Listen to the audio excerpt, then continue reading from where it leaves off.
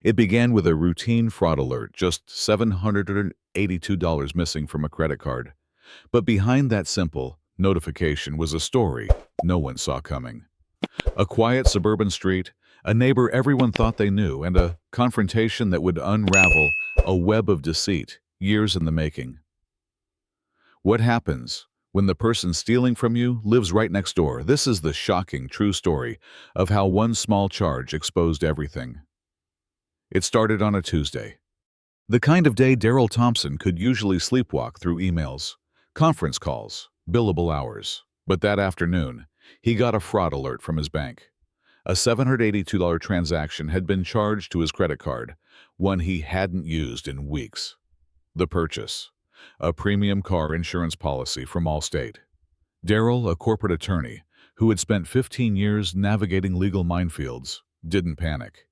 He called the bank, disputed the charge, canceled the card. Problem solved, he thought. But as a lawyer, he also knew sometimes what seems resolved is just the surface of something deeper. That evening, Daryl pulled into his driveway in his prized Lamborghini Urus. His wife Aisha, a captain in the city's financial crimes division, always joked that the car was his midlife crisis on wheels. To Daryl, it was the symbol of hard-earned success. As he stepped out, he saw her, Gertrude Hollister, his neighbor. Widowed, retired, always in her front yard, pruning roses that never seemed to bloom. She had a reputation for passive-aggressive remarks, especially about his car, his lifestyle, his showy taste. But this time was different. Gertrude stood frozen by the sidewalk, clutching something. Daryl's breath hitched when he saw it. A credit card. Not just any card, his card. Same metallic finish, same embossed style. It was unmistakable. "Gertrude," he said calmly, "where did you find that?" She flinched as if he'd accused her outright. "I found it, just now, on the ground." Daryl stepped forward. "That's mine. It was used today for a charge I didn't make." Gertrude's lips tightened. "I don't know anything about that. I just picked it up." The exchange grew tense. Voices raised slightly. Nothing hostile, but enough to draw the attention of another neighbor doctor. Raymond Jackson, a retired pediatrician and neighborhood peacekeeper. He walked over, trying to mediate. "Let's all take a breath," Raymond said. "I'm sure this is just a misunderstanding." But Daryl knew the signs. Gertrude's defensiveness, her evasive tone.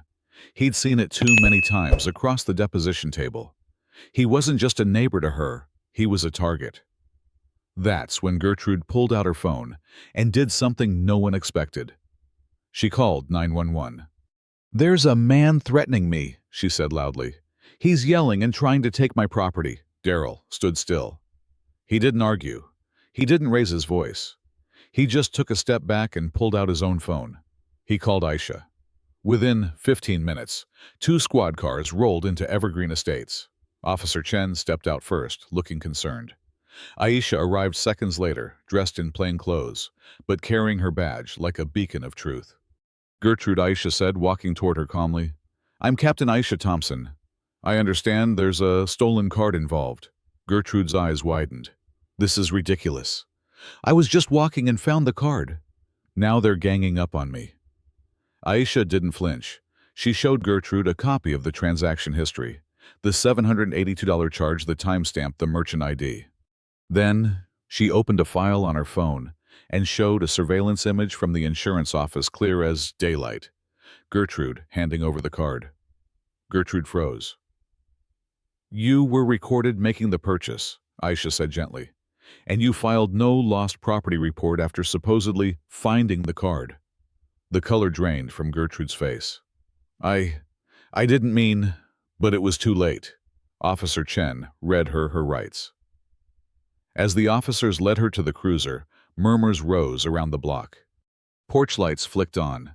Neighbors emerged in robes and slippers. Daryl thought it might end there. But then, something unexpected happened. One by one, neighbors started talking. Janice from across the street mentioned missing packages. Carl down the block had his garden tools disappear 2 weeks ago. Even Raymond admitted that his debit card had been replaced due to a fraudulent gas station charge. None of them had thought much of it until now. By the following morning, a full investigation had opened. The officers found a stash of stolen items in Gertrude's garage. Stolen mail, open packages, even a small notebook with names, addresses, and partial credit card numbers. It was a full-blown suburban fraud ring, hidden in plain sight, behind lace curtains and rose bushes. The most chilling part, no one suspected her. Not because she was friendly, but because she was quiet, old, seemingly harmless. She had built her camouflage out of stereotypes, weaponizing the very assumptions that should have protected her.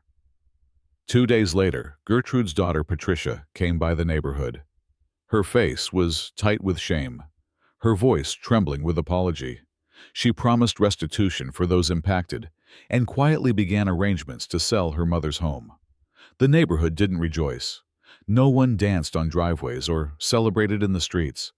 Instead, something more powerful happened. People began to talk. Real conversations. Raymond started organizing weekly check-ins. Carl built a community app to report suspicious activity. Janice volunteered to lead a neighborhood watch.